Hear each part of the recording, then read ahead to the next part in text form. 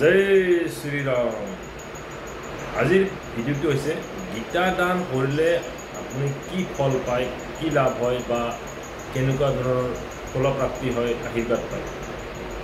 আপুনি কোনো ব্ৰাহ্মণক সেই ব্ৰাহ্মণজনক মাতি ভৰিয়াত ধুব লাগে। প্ৰথম ব্ৰাহ্মণজনক 1 5 জন 7 জন 9 জন এনেকুৱাকৈ 12 জন পুৰোহিতক মাতি আনি ভৰি হাত ধুৱাই ভালদৰে বহাই মেলি তেওঁ এই প্ৰত্যেকজন পুৰোহিতক ব্ৰাহ্মণক আমি গীতা পুস্তক মদ ভাগৱত গীতা আৰু চোঁৱৰ যিটো বুলি কয়, যিটো মানে বৰি আনে যে চোঁৱৰটো, চোঁৱৰৰ সৈতে তামোল পাণৰ সৈতে পুৰোহিতক দান দিয়ক। এই পুস্তক সৈতে দান দিলে সেই দাতাই সেইদিনাই কৃতাৰ্থ হয়, আশীৰ্বাদ পায়।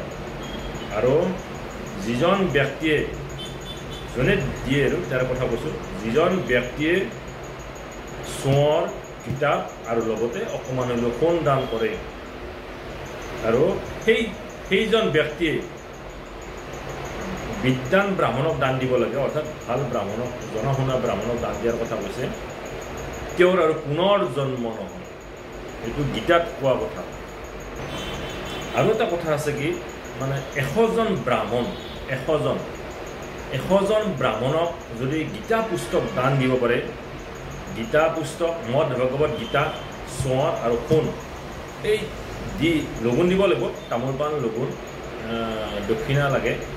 এইখিনি দান দি 100 জন ব্ৰাহ্মণক যদি এনেকুৱাকৈ দান দিয়ে, তেওঁ ব্ৰহ্মলোক প্ৰাপ্তি হয় আৰু তেওঁ আৰু পুনৰ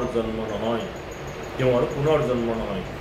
গতিকে এইবিলাক মই কোৱা কথা নহয়, মদ ভাগৱত গীতাত লিখা আছে। মহাপ্ৰভু কৃষ্ণই অৰ্জুনক কোৱা কথাবিলাক বাস্তৱত, এইবিলাক তেওঁৰ মুখৰ বাণী, তেওঁ কোৱা কথা। আৰু যিখিনি আমিও পাইছোঁ, আমাকো দিয়ে, আৰু যিখিনি আমি পাইছোঁ তেখেতসকলক ফল পোৱা বুলি আমাক জনাইছিল।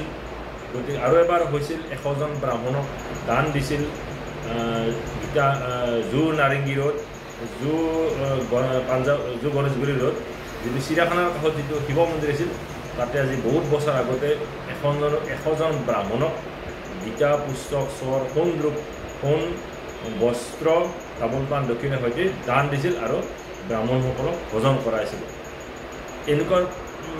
এইবিলাক কৰিলে পুনৰ নানান ধৰণৰ দোষৰ পৰা মুক্ত হয় আৰু ব্ৰহ্মলোক প্ৰাপ্তি হয় আৰু তেওঁ পুনৰ জন্ম নহয় বুলি স্বয়ং মহাপ্ৰভু কৃষ্ণই কৈছিল।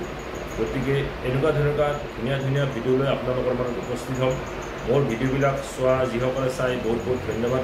মোৰ ফালৰ পৰা আশীৰ্বাদ থাকিল আৰু মহাপ্ৰভুৱে আপোনালোকক আশীৰ্বাদ প্ৰদান কৰক। মোৰ কমেণ্টত লিখি জনাব, আপোনালোক সম্যক জ্ঞানেদি আপোনালোকৰ কুৱেশ্যনৰ এনচাৰ দিবলৈ মই চেষ্টা কৰিম। আৰু মোৰ ভিডিঅ'বিলাক আনকো দেখুৱাব আৰু লাইক কমেণ্ট ছাবস্ক্ৰাইব কৰিবলৈ নাপাহৰিব। মই যিখিনি পাৰোঁ আপোনালোক সহায় সহযোগিতা কৰিম। মই বাস্তু পাৰ্মিস্ত্ৰী নিউমাৰ্জি এইবিলাক চাওঁ, পুষ্টি চাওঁ। গতিকে আপোনালোকে মোৰ লগত যোগাযোগ কৰিব পাৰে। 9864083011 8638244851 এই দুটা নম্বৰত যোগাযোগ কৰক। মই যিখিনি পাৰোঁ সহায় সহযোগিতা চেষ্টা কৰিম, অকণমান হ'লেও সময় দিয়াৰ কাৰণে চেষ্টা কৰিম, আপোনালোকক উপকাৰৰ কাৰণে চেষ্টা কৰিম। মোৰ আশীৰ্বাদ থাকিল আৰু মহাপ্ৰভুৱে আপোনালোকক মংগল সাধন কৰিব। আজিলৈ আপোনালোকৰ বিদায় মাগিছোঁ। ধন্যবাদ।